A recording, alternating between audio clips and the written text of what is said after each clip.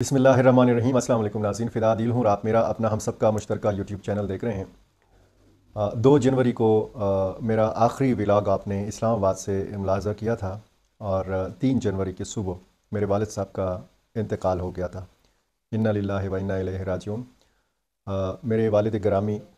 सरपरस्त आलत बन्नू press club के senior सहाफ़ी थे अब्दुल मन्नान आदिल। वो इस दुनिया में नहीं रहे और इसी वजह से ये मुख्तसर सा वक्फ़ा रहा आपके और मेरे बीच में। बहुत सारे मेरे जो नाज़रीन हैं उन्होंने ताज़ियत का इज़हार किया, जिनको पता था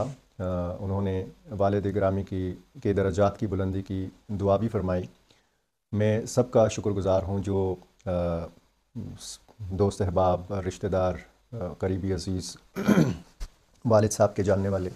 जिन्होंने जनाजे में शिरकत की, जिन्होंने व्हाट्सएप वगैरह के ज़रिए, फ़ोन करके, सोशल मीडिया के ज़रिए ताज़ियत का इज़हार किया, सबका मशकूर हूँ। और आप सब से मैं मुल्तमिस हूँ कि मेरे वालिद गिरामी को अपनी दुआओं में याद रखिए। अल्लाह ताला उनका ये तवील सफ़र जो है आसान फरमाए।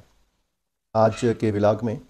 बात होगी कुछ ताज़ा तरीन सूरत हाल के हवाले से। ये जो आज 14 जनवरी की तारीख़ है, 2 जनवरी से लेकर 14 जनवरी तक के बीच में बहुत सारी डेवलपमेंट्स हुई हैं। खैबर पख्तूनख्वा के अंदर, बलूचिस्तान के अंदर, पाकिस्तान के मुख्तलिफ़ इलाक़ों में और फिर अफ़गानिस्तान और पाकिस्तान के मामलात के हवाले से। पुलों के नीचे से बहुत सारा पानी गुजरा और पाकिस्तान आपको पता है ऐसा मुल्क है कि जहाँ पे रोज़ाना की बुनियाद पर बहुत सारी ख़बरें जो हैं ये सामने आती हैं। अमेरिका में जो आतिशबाज़ी का वाक़या हुआ है, आग लगी है लॉस एंजलिस में और मुख्तलिफ़ दीगर जो दुनिया के मामलात हैं, तो ज़ाहिर है कि दुनिया का जो पहिया है वो चल रहा होता है। और जहाँ पे इस किस्म के वाक़यात होते हैं, जिस तरह हमारे घर में एक साना हुआ बहुत बड़ा, ज़िंदगी का सबसे बड़ा नुकसान जब आप अपने वालिद को खोते हैं। वालिदैन का साया जो है ये जब बरकरार रहता है तो बंदे को अपना एहसास होता है। यानी वालिद साहब की वफ़ात के बाद आप कह सकते हैं कि हमारा बचपन, हमारा लड़कपन, हमारी जवानी वो सब गई और अब शायद हम बच्चे नहीं रहे। आते हैं मौज़ूआत की तरफ। आज जो अफ़गानिस्तान में तालिबान बरसर इक़्तिदार हैं, इनके हवाले से एक बात की जा रही है अफ़गान ज़राए से कि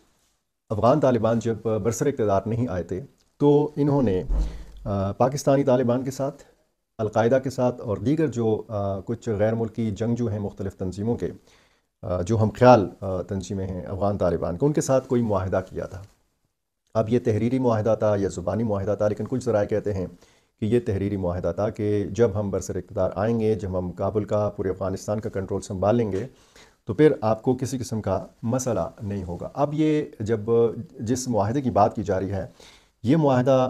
ऑथेंटिक है या नहीं है, इस हवाले से मैं कम से कम इस बात की तस्दीक इसलिए नहीं कर सकता क्योंकि मैं फ़िलहाल आपको वो मुआहिदा दिखाने से कासिर हूँ। जब अगर कोई ऐसा मुआहिदा अगर मौजूद है और मैं आपको इस काबिल हुआ कि मैं आपको इस तरह मतलब दिखा सका, तो फिर मैं ये दावे से कह सकूँगा कि हाँ, कोई मुआहिदा इस तरह हुआ था। अफ़गान तालिबान के हवाले से बड़ी बातें होती हैं, इस मामले पे भी बात करनी है। और army chief general Syed Asim Munir ने जब पेशावर में सियासी कायदीन से, मुख्तलिफ़ सियासी और मजहबी रहनुमाओं से मुलाकात की, उस पर भी बड़ी बात हो रही है। पाक फ़ौज के जो तर्जुमान इदारा है ISPR, उन्होंने बाकायदा इस हवाले से प्रेस रिलीज़ भी जारी की है और इसमें ज़्यादा फोकस जो है वो ज़ाहिर है कि पाकिस्तान के अंदरूनी मामलात पर रखा गया है, लेकिन साथ साथ जो अफ़गानिस्तान के साथ मामलात हैं उन मामलात के हवाले से भी बात की गई है। इस पर भी बात करेंगे और मुख्तसरन कुरम की जो सूरत हाल है वो भी आपके सामने रखनी है। कुरम के हवाले से थोड़ा मैं सबसे पहले आपको ये बताऊं कि 45 माल बरदार गाड़ियों का काफ़िला रवाना हुआ और कुछ इतलात ये हैं कि 25 जो बड़ी गाड़ियां हैं वो पारान चिनार पहुंची, लेकिन 20 गाड़ियों को रास्ते से वापस किया गया। ये ज़ाहिर है कि तशवीशनाक ख़बर है और अच्छी ख़बर थी। ये एक मुआहदे के बाद जब आप बंकर्स की मसमारी के हवाले से बात करते हैं, ये अलग बात है कि दोनों फ़रीक़ैन ने भारी असलहा जो है वो ज़ेर ज़मीन छुपाया भी है, लेकिन ये अच्छी बात है कि दोनों फ़रीक़ैन ने इस बात पर इत्तेफ़ाक़ किया है कि वो भारी हथियार एंटी जो क्राफ्ट ہتھیار ہیں، اینٹی ٹینک میزائل ہیں اور راکٹ لانچرز ہیں، تو وہ حکومت کے حوالے کیے جائیں اور بنکرز کا خاتمہ کیا جائے۔ بہرحال غیر یقینی کی صورتحال ابھی تک موجود ہے، لیکن اللہ سے امید رکھنی چاہیے کہ ایک مستقل امن جو ہے، پائیدار امن، یہ کرم میں وجود میں آئے اور بحال ہو امن، راستے کھلیں، کیونکہ لوگوں کو بہت زیادہ تکلیف ہے۔ جب میڈیسن نہ ہو، جب خوراک کی اشیاء نہ ہو، راستے بند ہوں، تو پھر آپ اندازہ لگا سکتے ہیں کہ وہ لوگ کس کرب سے، کس مصیبت سے اور کس پریشانی سے گزر رہے ہیں۔ یہ جو باری ہتھیار حوالے کیے جانے کی جو ایک ڈیڈ لائن ہے یا جو مہلت ہے، 1 فروری تک کہا گیا ہے کہ جی یہ سارا طریقہ کار بھی طے کر لیا جائے گا، اور اب ہونا یہ چاہیے کہ جو معاہدہ ہوا ہے اس پر عمل درآمد ہونا چاہیے۔ وزیر اعظم شہباز شریف نے بھی جو پیش رفت ہے کرم کے حوالے سے اس پر اطمینان کا اظہار کیا ہے، اور انہوں نے کہا کہ بہتری کی طرف حالات جو ہیں وہ جا رہے ہیں۔ آرمی چیف کے دورہ پشاور کے حوالے سے بات کرنی ہے، لیکن آج گورنر خیبر پختونخوا فیصل کریم کنڈی نے ایک رپورٹ جاری کی ہے، میڈیا کو بھی وہ جاری کی گئی ہے۔ تو اس رپورٹ کے مطابق یہ بتایا گیا ہے کہ 14 سال کے دوران وفاقی حکومت کی طرف سے خیبر پختونخوا کی حکومت کو نیشنل فائنانس کمیشن اور دہشت گردی کے خلاف جنگ کی مد میں 5393 ارب روپے جاری کیے گئے ہیں۔ یہ 14 سالوں کا حساب ہے، اور انہوں نے سوال اٹھایا ہے کہ یہ رقم کہاں خرچ کی خیبر پختونخوا کی مختلف حکومتوں نے۔ NFC کی مد میں 4870 ارب 32 کروڑ روپے وفاقی حکومت نے خیبر پختونخوا حکومت کو جاری کیے، اور وار آن ٹیرر، دہشت گردی کے خلاف جنگ کی مد میں 523 ارب 7 کروڑ 10 لاکھ روپے جو ہیں وہ جاری کیے گئے ہیں۔ اب آپ کو پتہ ہے علی امین گنڈاپور اس صوبے کے وزیر اعلیٰ ہیں، پاکستان تحریک انصاف سے ان کا تعلق ہے، اور پیپلز پارٹی سے تعلق ہے گورنر خیبر پختونخوا فیصل کریم کنڈی کا۔ ویسے یہ جو میں نے ہے کا لفظ استعمال کیا ہے، یہ مجھے تھا کا لفظ استعمال کرنا چاہیے تھا، کیونکہ جب وہ ایک آئینی عہدے پہ آ گئے تو ان کا تعلق پھر پاکستان پیپلز پارٹی سے یا کسی بھی سیاسی جماعت سے پھر نہیں ہونا چاہیے تھا، لیکن چونکہ پاکستان ہے، پاکستان میں بہت ساری چیزیں جو ہیں وہ جائز ہو جاتی ہیں، ہو نہیں جاتی، قرار دی جاتی ہیں۔ بہت سارے، چونکہ میں سیاسی معاملات پہ بہت زیادہ بات کرتا نہیں ہوں، تو اس لیے صرف یہ چونکہ اس میں سیکیورٹی معاملات کے حوالے سے، دہشت گردی کے خلاف جنگ کے حوالے سے بہت بھاری رقم کی بات کی گئی ہے، تو یہ انتہائی اہم اعداد و شمار ہیں، اور اس کا جواب جب یہ ویڈیو ریکارڈ ہو رہی ہے تو صوبائی حکومت کی طرف سے اس کا رد عمل جو ہے وہ نہیں آیا، اور امکان ہے کہ بیرسٹر سیف جو خیبر پختونخوا حکومت کے ترجمان ہیں ان کی طرف سے رد عمل آ جائے گا۔ آتے ہیں آرمی چیف کے دورہ پشاور کے حوالے سے۔ وزیر داخلہ محسن نقوی بھی اس ملاقات میں موجود تھے پشاور میں۔ گورنر فیصل کریم کنڈی، وزیر اعلیٰ علی امین گنڈاپور، مسلم لیگ نون سے تعلق رکھنے والے اس صوبے کے جو واحد رکن ہیں وفاقی کابینہ کے امیر مقام، وہ موجود تھے۔ سابق وزیر داخلہ آفتاب شیرپاؤ، ان کے صاحبزادے سکندر شیرپاؤ، سابق وزیر اعلیٰ امیر حیدر خان ہوتی، سابق وزیر اعلیٰ محمود خان، عوامی نیشنل پارٹی کے مرکزی سربراہ ایمل ولی خان، جماعت اسلامی کے حافظ نعیم الرحمان، پروفیسر ابراہیم خان، دیگر جو جمعیت علماء اسلام کے صوبائی امیر مولانا عطاء الرحمان جو مولانا فضل الرحمان کے بھائی ہیں، اسی طرح باقی کچھ سیاسی جماعتوں کے لوگ جو ہیں یہ اس ملاقات میں شریک تھے۔ اب یہ ایسی جماعتیں ہیں اور ایسے لیڈرز ہیں کہ جن کا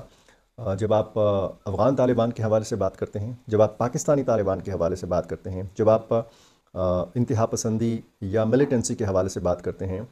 یا پھر یہ بات کرتے ہیں کہ جی ملیٹنسی کو کیسے کنٹرول کیا جائے، طاقت کا استعمال کیا جائے یا پھر مذاکرات کے ذریعے یہ مسئلہ حل کیا جائے پاکستان کے اندر، اور پھر افغانستان کے ساتھ جو ہے وہ کیسے ڈیل کیا جائے، وہاں پہ طاقت کا استعمال کیا جائے یا افغان حکومت کے ساتھ بات چیت کی جائے، تو یہ جو سیاسی لیڈرز ہیں ان کے موقف میں فرق ہے، یہ ایک قسم کا موقف نہیں رکھتے۔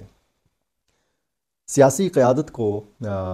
اعتماد میں لینے کا جو یہ عمل ہے army chief general Syed Asim Munir کی جانب سے یا عسکری قیادت کی جانب سے، اس کو اپریشیٹ بھی کیا جا رہا ہے اور اس کی ضرورت بھی محسوس کی جا رہی تھی۔ آرمی چیف نے یہ کہا ہے کہ ہمارے لیے سب سے پہلے پاکستان ہے، اور انہوں نے کہا کہ کوئی بھی علاقہ ایسا نہیں ہے پاکستان کا کہ جہاں پر ملیٹنٹس کا کنٹرول ہو، ان کی عملداری ہو۔ انہوں نے یہ بات بھی کی کہ افغان حکومت سے ہمارا اگر گلہ ہے تو صرف اس حوالے سے ہے کہ ہمارے ملیٹنٹس یعنی پاکستان سے تعلق رکھنے والے جو ملیٹنٹس ہیں، ٹی ٹی پی کی طرف ان کا اشارہ تھا، وہ افغانستان میں موجود ہیں اور سرحد پار در اندازی ہوتی ہے، یعنی وہاں سے لوگ آتے ہیں اور پاکستان میں حملہ آور ہوتے ہیں، اور جو پاکستان میں اس وقت کارروائیاں کی جا رہی ہیں تو اس میں منصوبہ بندی جو ہے وہ افغانستان کی طرف سے، افغانستان کی سرزمین سے ہوتی ہے۔ تو یہ آپ کو پتہ ہے کہ پاکستان کا موقف ہے۔ جس معاہدے کی میں نے شروع میں بات کی ہے، وہ معاہدہ بڑا ظاہر ہے کہ اگر ہے تو انتہائی اہمیت کا حامل معاہدہ ہے، اور یہ میرلی معاہدے کے نام سے اس کو جانا جاتا ہے۔ اب میرلی پاکستان کا علاقہ ہے، شمالی وزیرستان کا علاقہ ہے۔ یہاں پر آپ کو پتہ ہے کہ حافظ گل بہادر، مفتی نور ولی محسود، جنوبی وزیرستان ہو یا شمالی وزیرستان ہو، صادق نور جیسے جو کردار ہیں، اور پھر حقانی نیٹ ورک، اگر آپ یہ جو 20 سالہ جدوجہد ہے افغان طالبان کی، اس میں آپ دیکھیں تو یہ ان کے قریبی روابط رہے ہیں۔ بہت سارے معاملات ایسے ہیں کہ حقانی نیٹ ورک نے جس طریقے سے نیٹو فورسز کے خلاف جدوجہد کی، امریکہ کے خلاف جدوجہد کی، تو اس میں ان کو پاکستانی ملیٹنٹس کی مدد بھی حاصل تھی۔ اور یہ اب کوئی ڈکی چھپی بات نہیں ہے کہ پاکستانی طالبان اور افغان طالبان کے قریبی روابط ہیں، یہ ازدواجی رشتوں میں منسلک ہو چکے ہیں۔ اور یہ پچھلے ولاگس میں آپ کو بتا چکا ہوں، بار بار بتا رہا ہوں کہ کوئی ایسا سلسلہ بھی تھا کہ پاکستانی ملیٹنٹس کو افغانستان کے مشرقی صوبوں سے منتقل کیا جائے افغانستان کے وسطی جو صوبے ہیں جیسے غزنی، وہاں پر۔ لیکن جب پاکستان کے خصوصی نمائندے برائے افغانستان محمد صادق خان کابل میں موجود تھے، سفارتکاری میں مصروف تھے، تو اسی دوران پکتیکا میں، ضلع برمل میں پاکستان نے فضائی کارروائی کی۔ 50 کے لگ بھگ لوگ اس میں مارے گئے۔ افغان حکومت کی طرف سے کہا گیا کہ جی وزیرستان سے جو نقل مکانی کرنے والے لوگ تھے وہ تھے، پاکستان کا دعویٰ تھا کہ جی ملیٹنٹس کے ٹھکانوں کو نشانہ بنایا گیا ہے۔ بہرحال اس حملے نے بھی ایک بار پھر وہ جو ساری کوششیں تھیں ان کو ریورس گیئر لگایا، اور پالیسی اس حوالے سے جو ہے افغانستان کے حوالے سے، تو اس پر بھی بات چیت کی گئی اور کہا گیا کہ جی اگر مذاکرات بھی کرنے ہیں، سفارتکاری بھی کرنی ہے اور اس قسم کے حملے بھی کرنے ہیں تو دونوں معاملات جو ہیں ساتھ ساتھ نہیں چل سکتے۔ اب آرمی چیف نے جو پشاور کا دورہ کیا اور سیاسی قائدین سے بات کی ہے، تو اس میں ساتھ ساتھ یہ خبر بھی آپ کو دیتا چلوں کہ بیک ڈور ڈپلومیسی جو ہے، ٹریک 2 ڈپلومیسی جو ہے، اس کا سلسلہ جو ہے ایک بار پھر شروع کر دیا گیا ہے۔ اس میں بنیادی کردار جو ہے وہ محمد صادق خان ادا کر رہے ہیں، اور یہ امکان ایک بار پھر پیدا ہو گیا ہے کہ دونوں ملکوں کے مابین روابط جو ہیں وہ تیز ہوں اور بات چیت کا باقاعدہ آغاز ہو۔ اس میں خیبر پختونخوا کی جو مذہبی اور سیاسی قیادت ہے اس کا بھی ایک کردار ہوگا، یہاں کے علماء کرام کا بھی کردار ہوگا، اور یہ بہت پہلے سے پاکستان نے یہ واضح کیا تھا، عسکری قیادت نے بھی یہ واضح کیا تھا کہ ایک بار جب مذاکرات انہوں نے کیے تھے ٹی ٹی پی کے ساتھ، اور پھر سیز فائر بھی ہوا تھا، اور پھر وہ معاہدہ نہیں ہو سکا، سیز فائر بھی ٹوٹ گیا، ملیٹنسی کی ایک دوسری لہر جو ہے وہ شروع ہو گئی،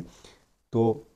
پاکستان نے یہ کہا تھا کہ آئندہ ٹی ٹی پی کے ساتھ کبھی مذاکرات نہیں کیے جائیں گے، اگر مذاکرات اس معاملے پر ہوں گے تو پھر صرف اور صرف افغان حکومت کے ساتھ ہوں گے۔ تو یہ امکان بڑھ رہا ہے، اچھی بات ہے، بات چیت کے ذریعے مسائل جو ہیں وہ حل کیے جاتے ہیں۔ اب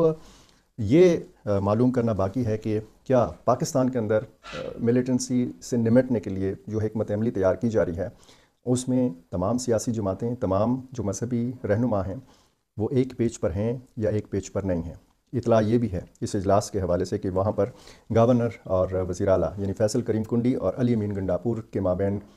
کچھ تلخ جملوں کا تبادلہ بھی ہوا، تلخ کلامی ہوئی، لیکن چونکہ وہاں پہ آرمی چیف موجود تھے تو بیچ میں